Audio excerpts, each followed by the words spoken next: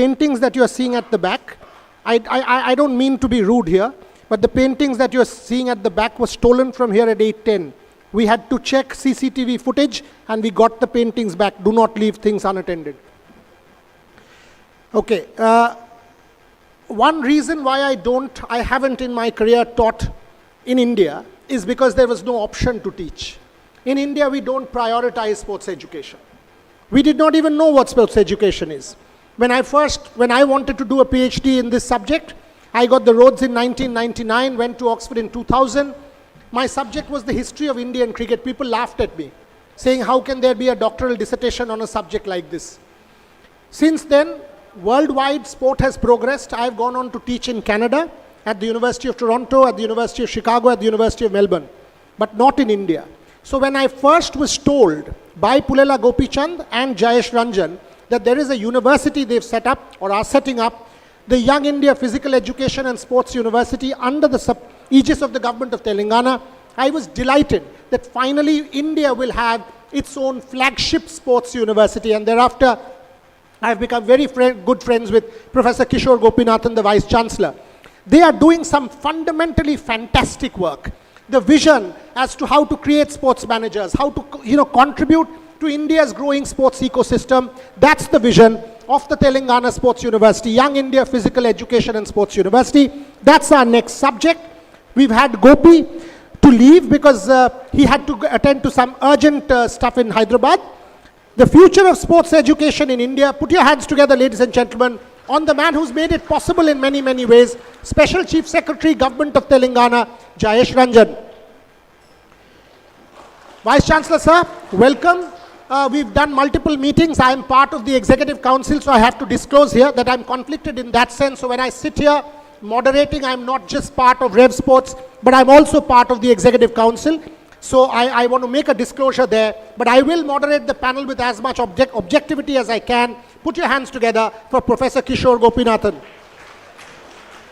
Someone who I've known for years, who has made contributions, telling contributions in the domain of sport, now has moved to Tamil Nadu as well, does work all around the country, was the founder of the first badminton league when it happened. Put your hands together for Prasad Bangipudi. Again, someone who I've seen grow as a brand, as a person. They've published multiple seminal discourses on sport. We did a conference together in Paris year before last during the Paris Olympics. Their work in the domain of physical education and sport, in the domain of sports science, cutting edge research. Put your hands together for Gaurav Mukherjee. And to moderate this session, largely it will be him. I will maybe make a couple of questions. The most published sports professor in the world, #1 ranking according to the top rankings, distinguished academic, president of the Sports Management Association in the country, very dear friend. Put your hands together for Professor Vijay Pereira. Please. Vijay, over to you. You start and I'll take it from there. Yeah, you go that way.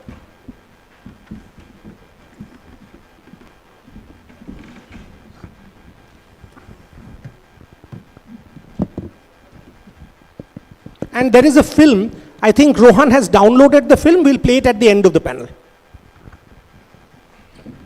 You go. Yeah. The topic of sports education in the world's fastest growing economy. The topic of sports education within higher education in India.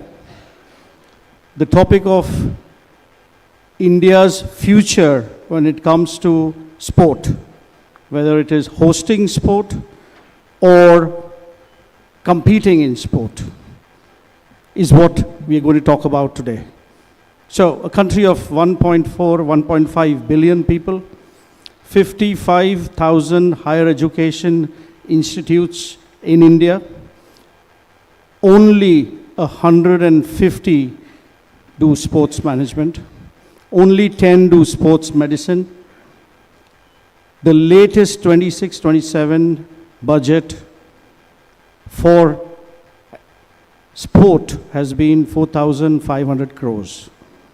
Under that backdrop, my first question, sir, to you, Jay sir, is what is the role of government in advancing sports education in India? Thank you. Greetings to fellow panelists. Greetings to everyone in the audience.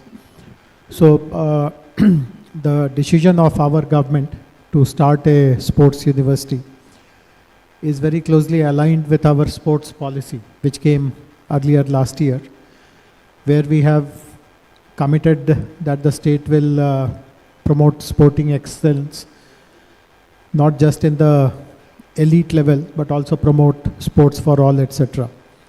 And obviously, when you dive deep into it, into this ambition, you realize that it is not just the players who are going to perform before an audience, but there will be hundreds of others who will be involved in making that player ready. And it cuts across everything.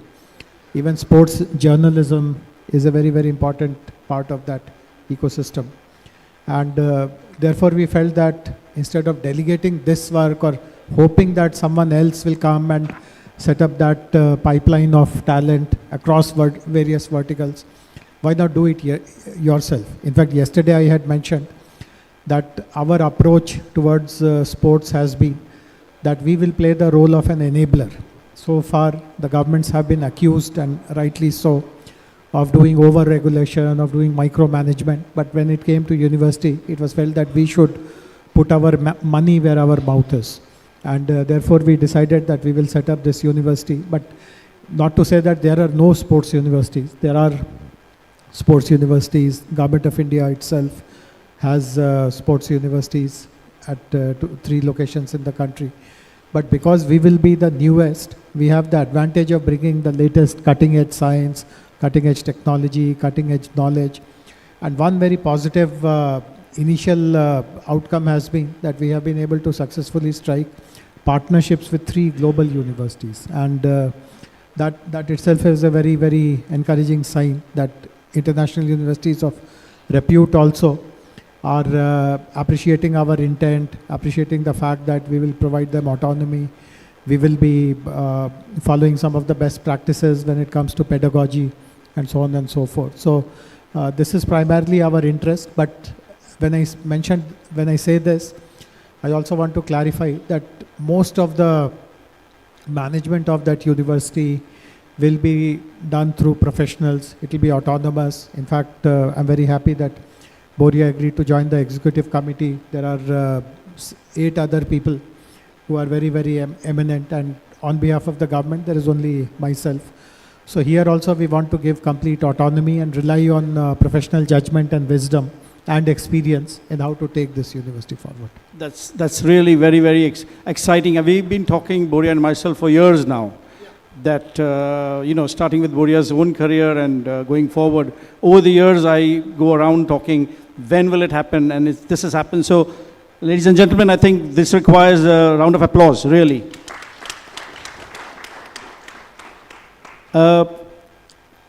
Professor Kishore Gopichan, you are going to be the leading this very, very, interesting and very important initiative. Do you want to tell us something about this university?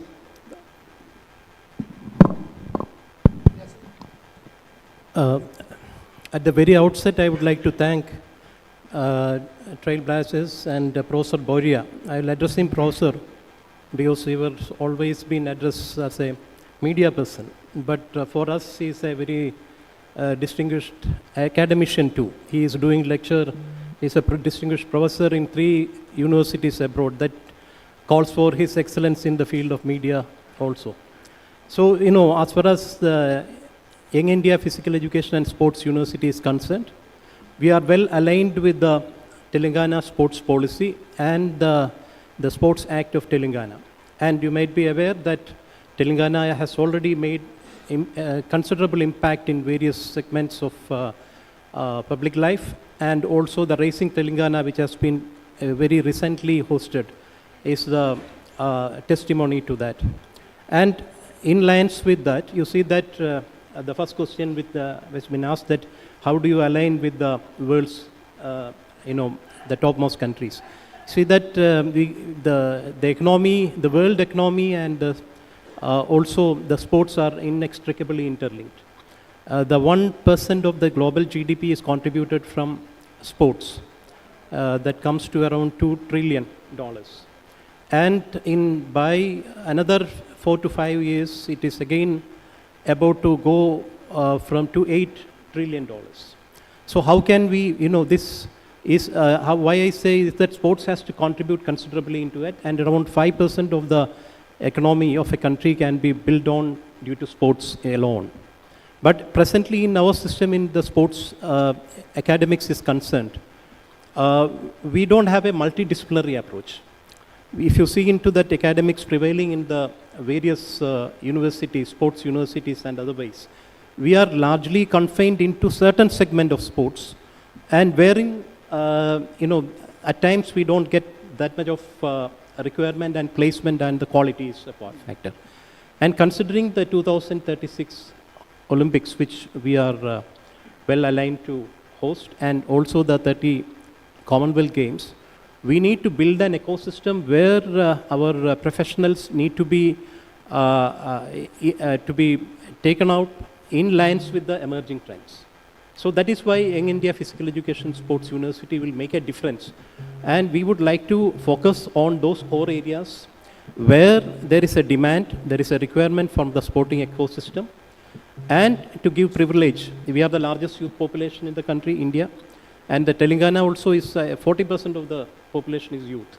So we would like to have this privilege extended to the youth of Telangana and rest of the country also, to play an active role in sports academics and shape their profession, their career, in lines with the emerging trends in the world.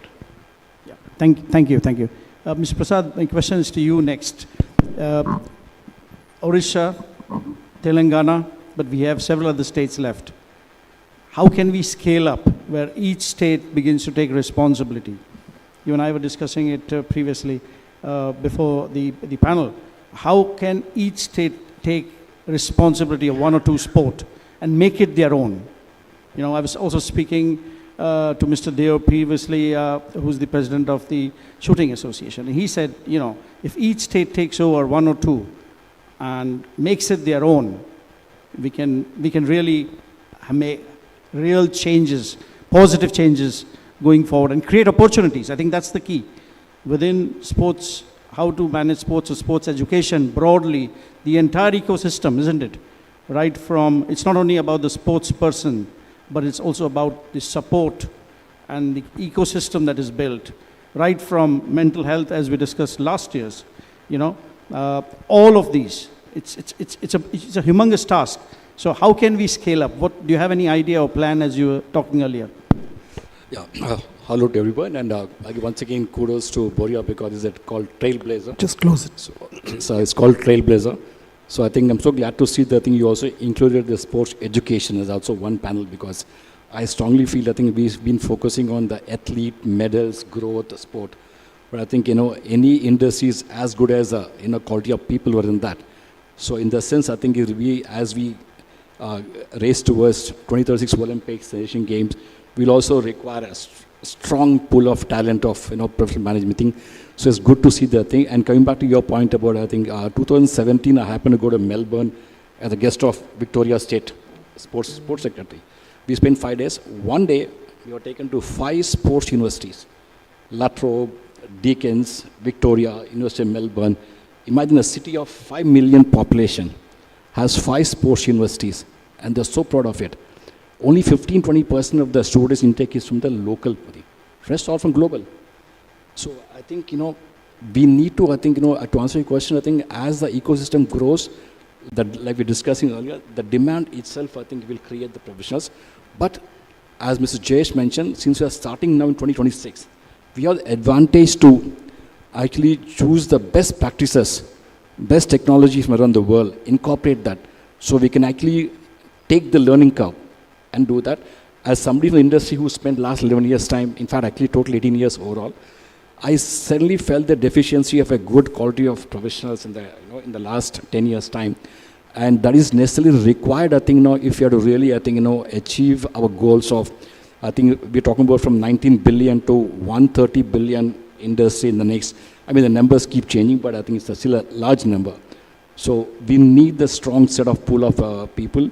And I think, like we did in other areas, here also is no shame in importing the expertise from others. Like they've done it, I think we should, explain. And coming back to your point, I think, Stace, yeah, the more the merrier. It's a competition which actually grows any industry we have seen across the world. So I think if Telangana can set the pace and make others also emulate, it'll be wonderful. Yeah, thank you. When we talk of sports education, we tend to ignore what's happening today. Artificial intelligence, technology, health, and then health tech. I think Activo Labs, as I know Gaurav for many years now, has been doing a lot of work in this area. So Gaurav, if you can share some light on how technology can intercept with health for sports. Thanks, Prof. And I think how technology can intercept. Before that, we just probably want to, state the why, right? Why we do what we do at Activo Labs, and of course, technology is a leverage that you would use to solve a problem at scale. The problem is that we are living longer, but we are living longer with a disease, right? So that has a tremendous economic challenge for most countries, right? So the payers, the employers, the insurance companies, the governments would all face a challenge. One of the defining moments of why I started Activo Labs 8 years back was I was in a conference in Chennai. It was a conference for the Congress of Surgeons, and the keynote speaker was Dr. Devi Shetty. Dr. Devi Shetty's keynote to an entire room full of surgeons was that, and this is 2016 I'm talking about, he said that according to his research, by 2030, half of India's GDP would go towards the management of chronic diseases. Now, it was just after, Mr. Modi ji said that, we are heading towards a $5 trillion economy. So half of that didn't look like a business to me, it looked like an industry, quite frankly. And it's not just an India problem. The United States spends $3.7 trillion, $3.7 trillion on chronic disease management in 2023, stated to be $7 trillion by 2030. And the only way you keep that cost down is by keeping people outside the four walls of an hospital. Now, where does something like Activo and where does it all do? What do we do in that space? So, as the name suggests, Activo Labs, there's a labs element to it. That's 80% of what we do, research and development. And a lot of our research is based on obviously looking at population and longitudinal data. Now, I'll give you some data which is relevant for the conference. I mean, we publish a lot of stuff in terms of the impact of an Activo score on population health span, longevity. We're doing that. We are doing a few of it together with King's College London, with Kanagawa Research University, with Harvard. We're doing a lot of publications because we work with some of the leading reinsurance and insurance companies of the world and governments where the chief medical officers and actuaries ask for proof of your data. But for the interest of this conclave and this audience, let me talk about sports and the impact of sports on health and longevity. And why is it important, right? Copenhagen, this city is called the most active city or the sporty city in the world. 50% of its residents bike to work, right? And the Copenhagen is an actual active labs of the world where you're getting some fascinating data out of the longitudinal studies that are coming across. Now, one amazing study in the Copenhagen study was, which are the sports, if played, leads to increase of lifespan and headspan, right? They did a study because almost everybody else in Copenhagen, they were playing some sports. They tracked which sports, this population were playing over a period of time. Now, going to gym or just, being a regular gym user post the age of 40 leads to 1 or 2 years extra compared to the population that they were doing. But the top 3 sports, there was 4th, I believe it was cycling and running. 5 was cycling and running. Number 4 was swimming. Number 3 was football. Number 2 and 1 was badminton and tennis. If you play tennis or badminton, a racket sport, into way beyond your 40s and into your 50s and into your 60s, that's adding 10 to 15 years of life, right? And 10 to 15 years of also health span, good life. And imagine that economic output of those 10 to 15 years of good life itself. And why it happens, I'll just end it with a couple of things. Why it happens. Number 1, cardiometabolic fitness, right? You know, it's an HIIT, your VO2 max. Everyone who plays tennis or badminton is HIIT, it's stop, start, stop, start. Second thing was that, you know, your hand-eye coordination, way into your 50s, into your 60s, you're still playing tennis, you can see the ball moving, and your motor functions, your cognitive functions are there. That has an impact on healthy longevity. But the third piece that it actually overtook by cycling and swimming was that tennis, badminton, and football are sports that are played with the community. You have community, you have friends, and that is almost as impactful, certain studies shows, as quitting cigarettes itself. So studies are very important. Technology, how you take the technology to the audience of these pieces itself, but like the data is very much out there. If sports should not be the only domain of athletes, I think as a responsible citizen, play sports, and you'll see you'll do some good to the overall economic output of the country itself. Very good points made. Very good points made. Jayeshji, question for you and question for Vice Chancellor, sir. You have been in bureaucracy for years. You have done some extraordinary sports events in your part of the world. Why did it take so long to conceive and get a sports university off the ground? Is it the current government, the current dispensation that warmed up to it? Is it because India has now warmed up to sport as soft power with 2030 and 36? Why did we have to wait for so long when US and D1 and Loughborough and X and Y and Australia, these people have done this for the last 20, 30 years. Why are we so late? So a combination of factors, including some that you alluded to. So one, of course, every time someone is opting for a higher education program, at the back of his or her mind is what kind of placements are available. So people do different kinds of courses with the intention of either becoming an entrepreneur or joining a formal sector job. Till some years, possibly, there were question marks that there aren't enough jobs in sports. I mean, for players, of course, there's a career, but for the rest of it, it's not really lucrative, or maybe the entry barriers are too high, or it's not something where one has an assured long-term fulfilling career. But that is changing, and I would say that after these leagues have come, in fact, when we watch any league event, we notice that apart from the players on the ground, there's an army of people who are handling different parts of the league. There are trainers, there are people who are doing data analytics, people who are involved in managing that event, and so on and so forth. So the whole thing has become a kind of a big industry. And obviously, the more specialized, the more skilled you are to service that industry, the better your chances will be. So one, that when you are introducing a university and offering courses, you know for sure that there'll be a demand for those kind of skill sets as days go by. The second is obviously a belief that if you look at our sports policy, yesterday in one of our sessions you mentioned it, that one of the goals is to ensure that in all the disciplines that India will be participating in 2036, players from Telangana are represented. They may win medals, they may not win medals, that's secondary, but at least we are there to kind of compete with the best in the rest of the country and take those coveted positions.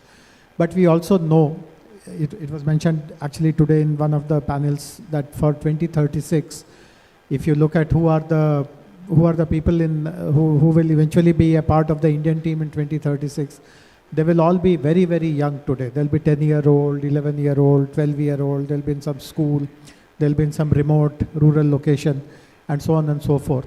But do you have the supporting infrastructure to spot them, to nurture them, to guide them about their diet, about their injury management right from today? So not to wait till they become older or established and so on and so forth. And we realize that there's a very acute shortage of people at this level who will work with children who are so young. And again, instead of waiting for someone else to provide those resources or hoping for some magic to happen, we felt that we must invest in our own, on our own, to create that pipeline of talent. So multiple reasons, and of course, a very favorable government, supportive dispensation, and also the prevailing ethos currently in our state that the government should admit that it has abilities and skills for certain things, but far better people with more talent and more ability are outside the system, and we should bring and work along with them. So that is a very important mindset. Very pertinent again. Very pertinent again. Vice Chancellor, sir, if I take from there, one thing is to moot someone, and Vijay can ask Prasad and Gaurav the next two. One thing is to moot something, the other thing is to implement. In India, we have seen things get stuck. आपने बोल दिया होगा, but उसके बाद 2 साल हो गया, कहाँ हो रहा है? Timelines बताएं. Can you give us some timelines? Can you give us some touch points that, okay, July, August, October, by January, this is when the university will be off the ground. This is my projection. Absolutely. We will be moving in a time-bound manner. Already our initial establishment required initial, sort of formalities are being done. And now we are all set to start the course. We have 2 courses lined up right now, starting from most probably by mid of April, where we'll be starting a PG certification in sports management. And that too would be something where we'll be selecting some 30 candidates in... Is it online, offline, no, both? It is both. So we have hands-on training also initially, then after that followed by industry. They will be posted into different sort of corporates and clients who would be interested to take them. And 30 of them will be on board, and we would like, that would be the first course we'll be introducing. It would start very soon, and the process is on. Followed by that, we'll be having an incubation center, and also for startups, this is another area where we have to ponder upon, and where we had a dearth of lot of sports infrastructure and sports technology to be developed. So that also we have lined up. We'll also have very bright, some sort of young technocrats to join in the incubation center for their own sports startups. So these are the 2 they lined up. Apart from that, we have already, as rightly mentioned by respected Chief Secretary, that we have 3 MOUs signed with very eminent topmost universities in the world, that Loughborough, Korean, and also Western Australia, Queensland University, and another 6 lined up for where the exploratory process is on. There are 2 agencies also, world agencies, who have offered us expertise. So whatsoever academics we would be disseminating from our universities will be something in lines with the world's latest trends. That is why I told that we'll be addressing the course right now, where India is all poised to become one of the leading sports, the topmost sporting countries in the world. Vijay? Yeah, Mr. Prasad, we talked earlier about foreign collaboration. And Mr. Jay says that very much a lot of interest, but also a lot of autonomy will be given to who you're going to partner to bring that knowledge in. And knowledge is going to be key in this industry of sports education. So what sort of plan do you think we should have in terms of targeting? You have the UK, we looked at the UK, the US, Australia. Which other parts of the world do we look for foreign collaboration so that we can plug in and invite them here? Vijay, like all the names you mentioned, whether UK, Canada, or Australia, they're all, I think, in the top, like when it comes to Olympic medals. So it really doesn't matter. But what is important is when we import their expertise to India, we need to adapt it to our ecosystem. We just can't, I think, blindly take up their curriculum and implement it, which is what we've done. Last year we signed with the Rafael Nadal Sports University for our own. Because we've seen this coming, so we signed up with this university. So while they're giving us 3 modules, 1 module comes from us. We're creating an Indian module. We're inviting people from India to create a module. So similarly, I think we have to take what we lack, what are the core, and then we add our layers, I think, for Indian ecosystem, for Indian industry, because we're not one single country, we're on a continent. We are so many. If you take just a sports journalism, sports commentary, let's say, there are 21 languages. Whereas if all this country you mentioned, there's just only 1 language enough. So how do we train these people to comment? So similarly, I think for each thing. And I also want to add a couple of points, I think, Vijay, if you just permit me. One is, I think, there are 3 ecosystems in the world. One is the US, it's completely privatized. Investment comes only from the private sector. Then you have China, it's completely funded by a state. Ours is the mix, PPP. So while we will have the employment generation, people required in the private sector, today the largest investment for next 10 years I see came from the states. Like you just mentioned, Orissa. They spend thousands of crores. Similarly, other states pending. So the state sports department who are already there, I think they also, I request, I think they should also be upskilled because they are the ones who are going to be getting implemented. Because if Telangana tomorrow announce some project, it's the team spends.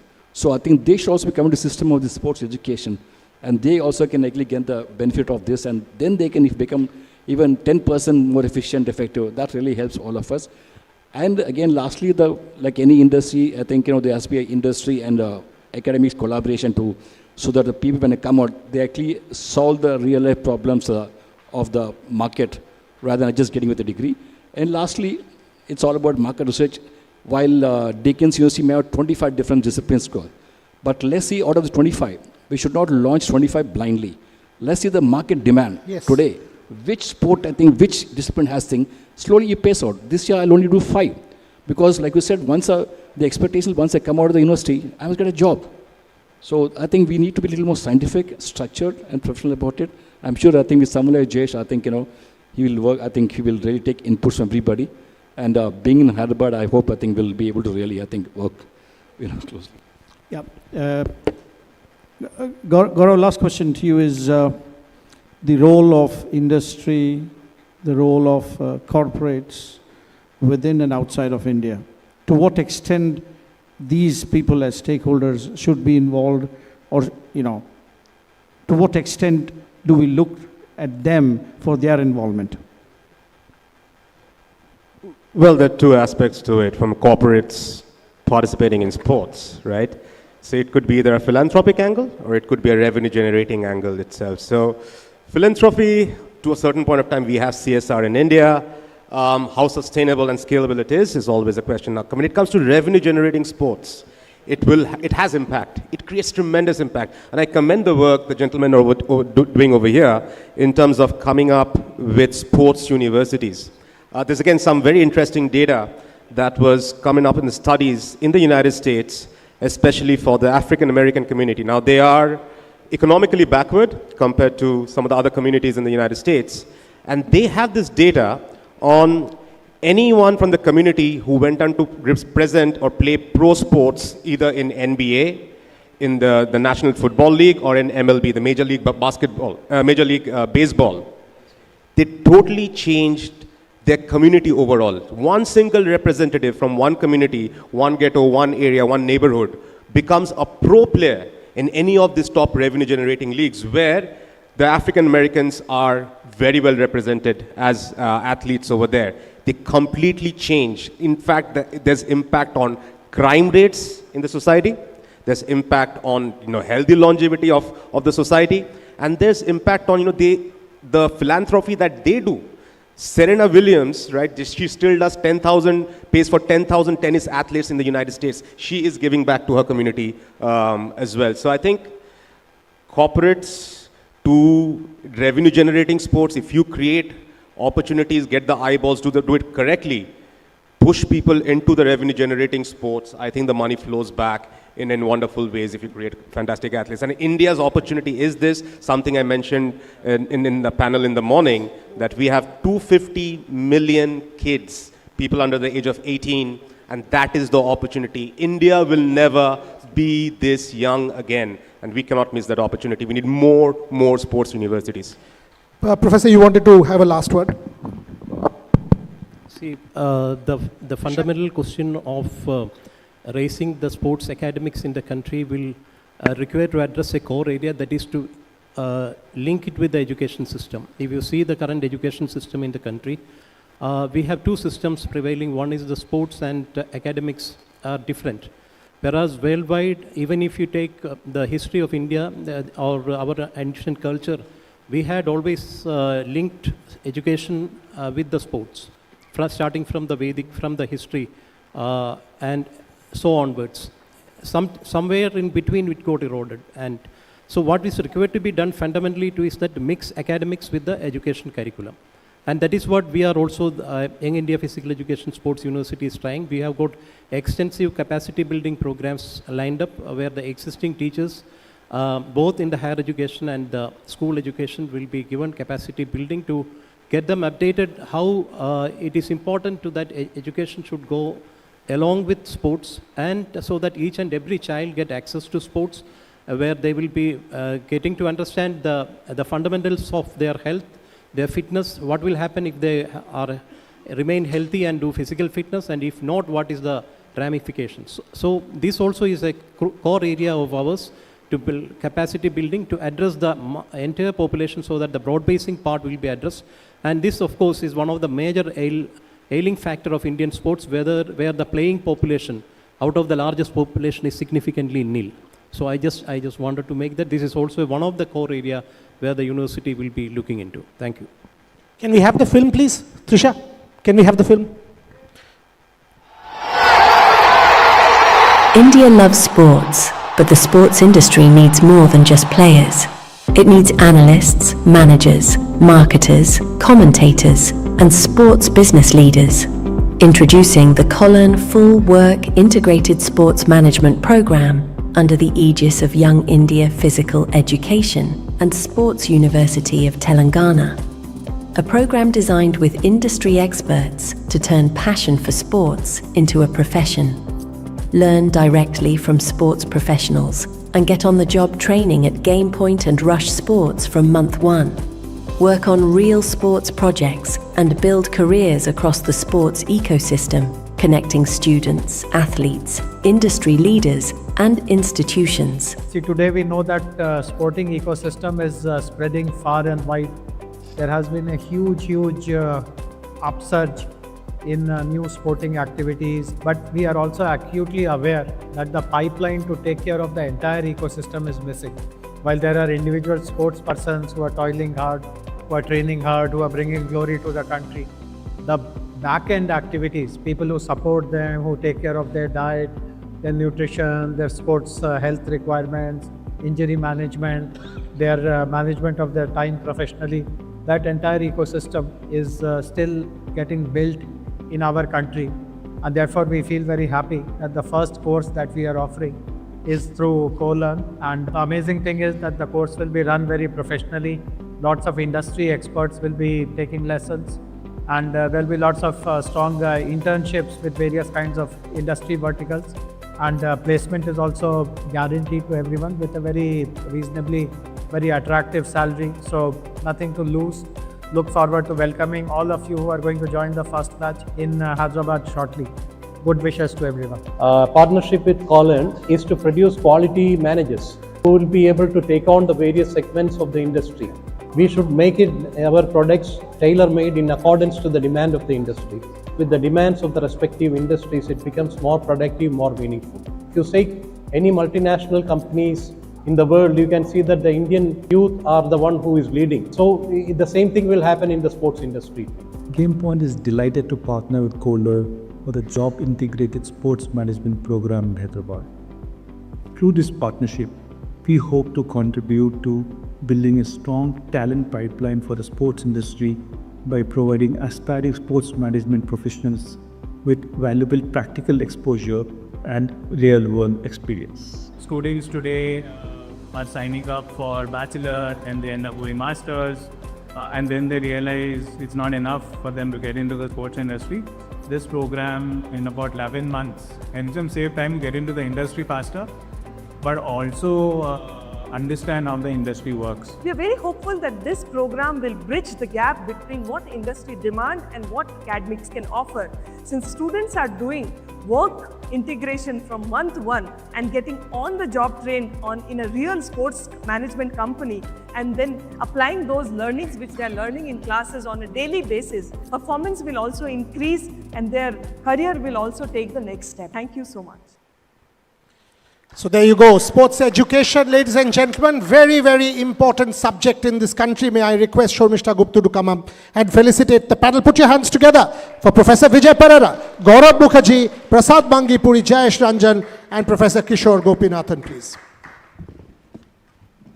And as Shormishta comes up and does the felicitation, our next one, hugely important subject, sports sponsorship and value creation. And this panel, by the way, was supported by the government of Telangana, our feature state for this conclave. The next panel, sports sponsorship.